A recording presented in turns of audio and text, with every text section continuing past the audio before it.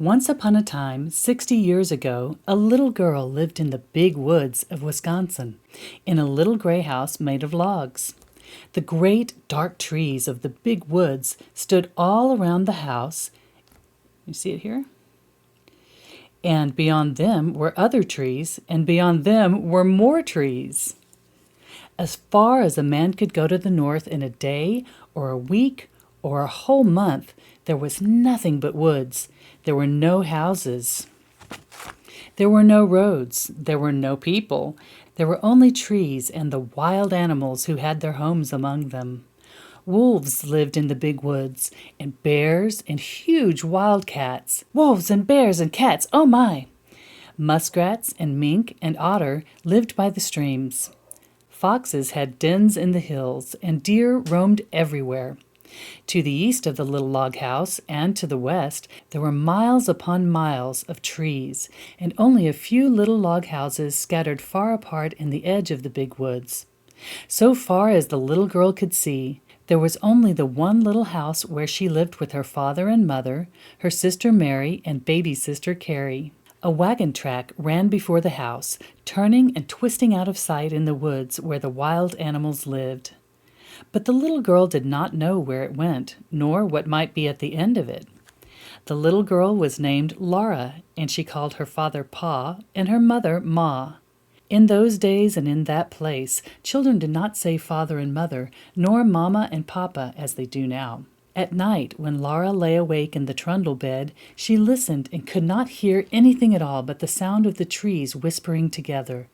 Sometimes far away in the night, a wolf howled. Then he came nearer and howled again. It was a scary sound. Laura knew that wolves would eat little girls, but she was safe inside the solid log walls. Her father's gun hung over the door, and good old Jack, the brindle bulldog, lay on guard before it. Her father would say, "Go to sleep, Laura. Jack won't let the wolves in." So Laura snuggled under the covers of the trundle bed, close beside Mary, and went to sleep.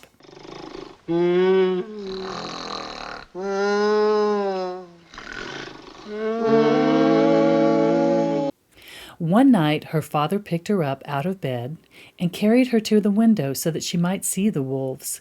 There were 2 of them sitting in front of the house. They looked like shaggy dogs. They pointed their noses at the big bright moon and howled. Jack paced up and down before the door, growling.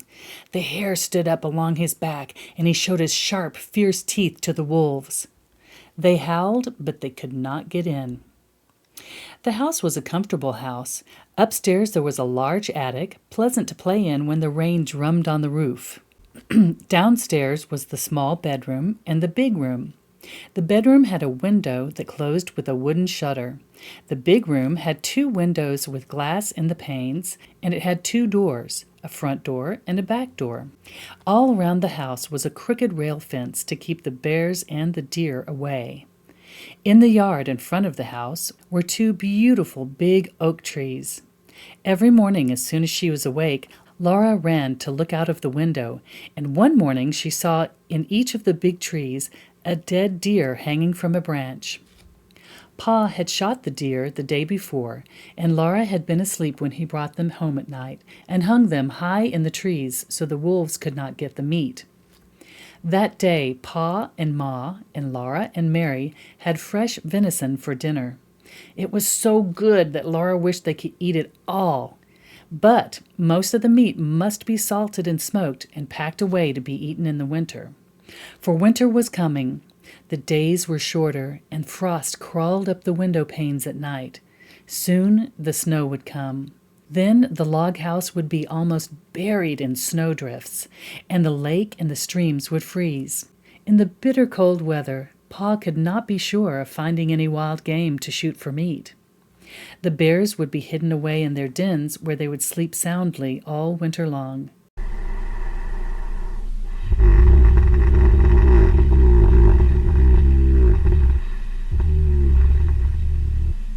The squirrels would be curled in their nests in hollow trees, with their furry tails wrapped snugly around their noses.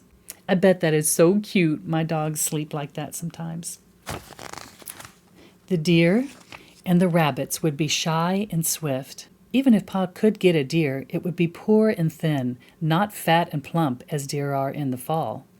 Pa might hunt alone all day in the bitter cold in the big woods covered with snow, and come home at night with nothing for Ma and Mary and Laura to eat. So, as much food as possible must be stored away in the little house before winter came. Pa skinned the deer carefully and salted and stretched the hides, for he would make soft leather of them. Then he cut up the meat and sprinkled salt over the pieces as he laid them on a board. You know what? We are so lucky to just be able to order online or go to the grocery store and get our food, aren't we? Wow. Standing on end in the yard was a tall length cut from the trunk of a big hollow tree. Pa had driven nails inside as far as he could reach from each end. Then he stood it up, put a little roof over the top, and cut a little door on one side near the bottom. On the piece that he cut out, he fastened leather hinges. Then he fitted it into place, and that was the little door with the bark still on it. After the deer meat had been salted several days, Pa cut a hole near the end of each piece and put a string through it. Laura watched him do this, and then she watched him hang the meat on the nails in the hollow log. He reached up through the little door and hung meat on the nails as far up as he could reach. Then he put a ladder against the log, climbed up to the top, moved the roof to one side, and reached down inside to hang meat on those nails.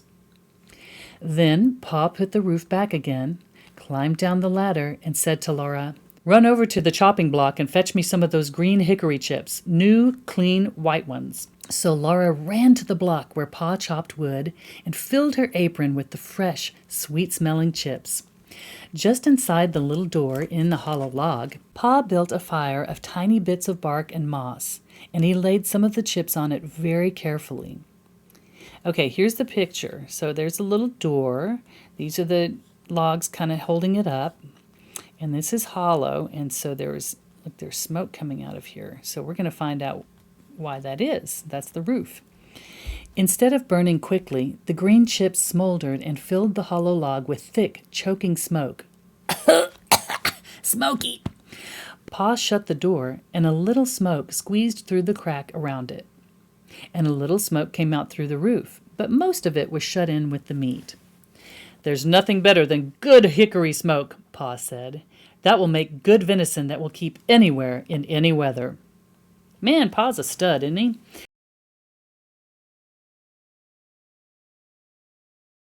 All right. Then he took his gun, and slinging his axe on his shoulder, he went away to the clearing to cut down some more trees. Look, here's Laura with chips in her apron, and she ran to get him for her Pa. I think it's lovely that they're doing stuff together that builds wonderful memories and bonding experiences. Okay, Laura and Ma watched the fire for several days. When smoke stopped coming through the cracks, Laura would bring more hickory chips, and Ma would put them on the fire under the meat. All the time, there was a little smell of smoke in the yard, and when the door was opened, a thick, smoky, meaty smell came out. At last, Pa said the venison had smoked long enough. Low and slow. Then they let the fire go out, and Pa took all the strips and pieces of meat out of the hollow tree. Ma wrapped each piece neatly in paper and hung them in the attic where they would keep safe and dry. One morning, Pa went out before daylight with the horses and wagon, and that night he came home with a wagon load of fish. The big wagon box was piled full, and some of the fish were as big as Laura. Pa had gone to Lake Pepin, I hope I'm saying this right, Lake Pepin, I'm going to call it Pepin, and caught them all with a net. Ma cut large slices of flaky white fish without one bone for Laura and Mary. Mom's a stud, too.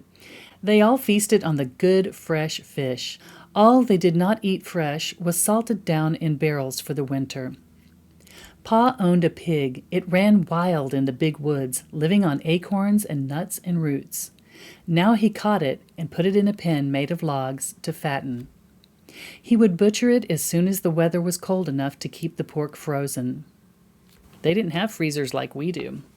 Once in the middle of the night, Laura woke up and heard the pig squealing. Pa jumped out of bed, snatched his gun from the wall, and ran outdoors. Then Laura heard the gun go off, once, twice. When Pa came back, he told what had happened. He had seen a big black bear standing beside the pig pen. The bear was reaching into the pen to grab the pig, and the pig was running and squealing. Pa saw this in the starlight, and he fired quickly. But the light was dim, and in his haste, he missed the bear. The bear ran away into the woods, not hurt at all. Whew, that's scary. Laura was sorry that Pa did not get the bear. She liked bear meat so much. Pa was sorry too, but he said, "Anyway, I saved the bacon." Bacon, bacon, bacon. The garden behind the little house had been growing all summer. It was so near the house that the deer did not jump the fence and eat the vegetables in the daytime, and at night Jack kept them away. Good boy, Jack! Good boy! Sometimes in the morning there were little hoof prints among the carrots and the cabbages, but Jack's tracks were there too, and the deer had jumped right out again. They didn't want to mess with Jack, oh no. Now the potatoes and carrots, the beets and turnips and cabbages were gathered and stored in the cellar, for freezing nights had come. Onions were made into long ropes, braided together by their tops, and then were hung in the attic beside wreaths of red peppers strung on threads. The pumpkins and the squashes were piled in orange and yellow and green heaps in the attic's corners. The barrels of salted fish were in the pantry, and yellow cheeses were stacked on the pantry shelves. They didn't have DoorDash back in the day, so needed to stock up. Then one day, Uncle Henry came riding out of the big woods. He had come to help Pa butcher. Ma's big butcher knife was already sharpened, and Uncle Henry had brought Aunt Polly's butcher knife. Near the pig pen, Pa and Uncle Henry built a bonfire and heated a great kettle of water over it. Now that's a fire! That's a fire! Look at that! When the water was boiling, they went to kill the hog. Then Laura ran and hid her head on the bed and stopped her ears with her fingers so she could not hear the hog squeal. "It doesn't hurt him, Laura. We do it so quickly." But she did not want to hear him squeal. In a minute, she took one finger cautiously out of an ear and listened. The hog had stopped squealing. After that, butchering time was great fun. It was such a busy day with so much to see and do. Uncle Henry and Pa were jolly, and there would be spare ribs for dinner, and Pa had promised Laura and Mary the bladder and the pig's tail. As soon as the hog was dead, Pa and Uncle Henry lifted it up and down in the boiling water till it was well scalded. Then they laid it on a board and scraped it with their knives, and all the bristles came off. After that, they hung the hog in a tree, took out the insides, and left it hanging to cool. When it was cool, they took it down and cut it up. There were hams and shoulders, side meat and spare ribs, and belly. There was the heart and the liver and the tongue and the head to be made into head cheese, and the dishpan full of bits to be made into sausage. The meat was laid on a board in the back door shed, and every piece was sprinkled with salt. The hams and the shoulders were put to pickle in brine, for they would be smoked, like the venison, in the hollow log. "You can't beat hickory-cured ham," Pa said. He was blowing up the bladder. It made a little white balloon, and he tied the end tight with a string and gave it to Mary and Laura to play with. Mary and Laura, a string, there's the bladder, and they're playing. They could throw it in the air and spat it back and forth with their hands, or it would bounce along the ground and they could kick it. But even better fun than a balloon was the pig's tail. Pa skinned it for them carefully, and into the large end he thrust a sharpened stick. Ma opened the front of the cook stove and raked hot coals out into the iron hearth. Then Laura and Mary took turns holding the pig's tail over the coals. It sizzled and fried, and drops of fat dripped off it and blazed on the coals. Ma sprinkled it with salt. Their hands and their faces got very hot, and Laura burned her finger, but she was so excited she did not care. Roasting the pig's tail was such fun that it was hard to play fair, taking turns. At last it was done. It was nicely browned all over, and how good it smelled!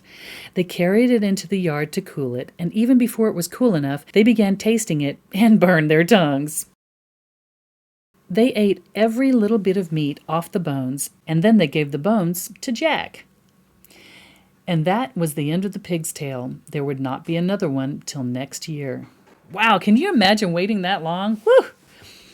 Uncle Henry went home after dinner, and Pa went away to his work in the big woods. But for Laura and Mary and Ma, butchering time had only begun. There was a great deal for Ma to do, and Laura and Mary helped her. All that day and the next, Ma was trying out the lard in big iron pots on the cook stove. Laura and Mary carried wood and watched the fire. It must be hot, but not too hot, or the lard would burn. The big pots simmered and boiled, but they must not smoke. From time to time, Ma skimmed out the brown cracklings. She put them in a cloth and squeezed out every bit of the lard, and then she put the cracklings away. She would use them to flavor Johnny cake later. That's like at Long John Silver's, you know. Can I have a box of Crunchies with that? Cracklings were very good to eat, but Laura and Mary could only have a taste. They were too rich for little girls, Ma said. Ma scraped and cleaned the head carefully, and then she boiled it till all the meat fell off the bones. Ooh, that sounds good. She chopped the meat fine with her chopping knife in the wooden bowl. She seasoned it with pepper and salt and spices.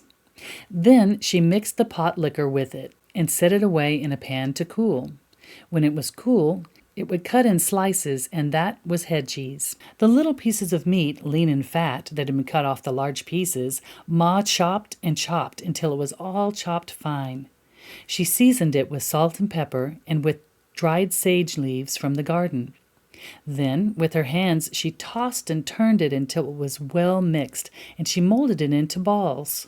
She put the balls in a pan out in the shed where they would freeze and be good to eat all winter. That was sausage. When butchering time was over, there were the sausages and the head cheese, the big jars of lard, and the keg of white salt pork out in the shed, and in the attic hung the smoked hams and shoulders. The little house was fairly bursting with good food stored away for the long winter. The pantry and the shed and the cellar were full, and so was the attic. Laura and Mary must play in the house now, for it was cold outside and the brown leaves were falling from all the trees.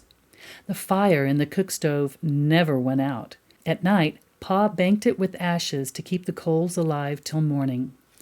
The attic was a lovely place to play. The large, round, colored pumpkins made beautiful chairs and tables. The red peppers and the onions dangled overhead. The hams and the venison hung in their paper wrappings, and all the bunches of dried herbs, the spicy herbs for cooking and the bitter herbs for medicine, gave the place a dusty, spicy smell. Often the wind howled outside with a cold and lonesome sound. Ooh, ooh. But in the attic, Laura and Mary played house with the squashes and pumpkins, and everything was snug and cozy. Oh, look, there's a picture of it. Onions, other stuff, squashes. They're sitting on the pumpkins for furniture. Oh, how lovely. And there's some dried herbs. Neat. Mary was bigger than Laura, and she had a rag doll named Nettie. Laura had only a corn cob wrapped in a handkerchief, but it was a good doll. It was named Susan. It wasn't Susan's fault that she was only a corn cob.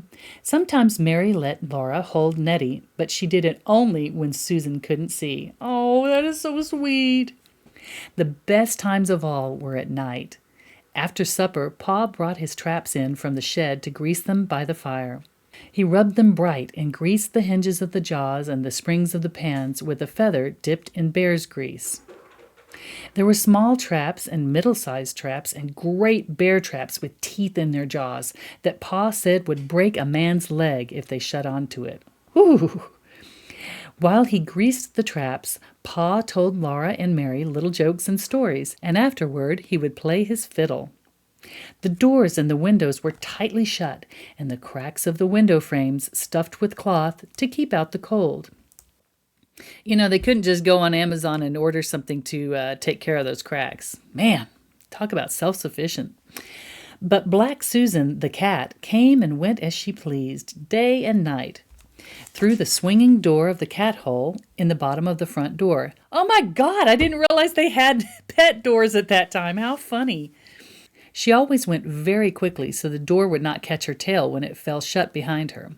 One night, when Pa was greasing the traps, he watched Black Susan come in, and he said, "There was once a man who had two cats, a big cat and a little cat." Laura and Mary ran to lean on his knees and hear the rest. "He had two cats," Pa repeated, "a big cat and a little cat. So he made a big cat hole in his door for the big cat, and he made a little cat hole for the little cat." There Pa stopped. "But why couldn't the little cat—" Mary began. "Because the big cat wouldn't let it," Laura interrupted. "Laura, that is very rude. You must never interrupt," said Pa. "But I see that either one of you has more sense than the man who cut the two cat holes in his door." Then he laid away the traps, and he took his fiddle out of its box and began to play. That was the best time of all. And my friends, we'll come back with chapter 2 in the next video. Thank you.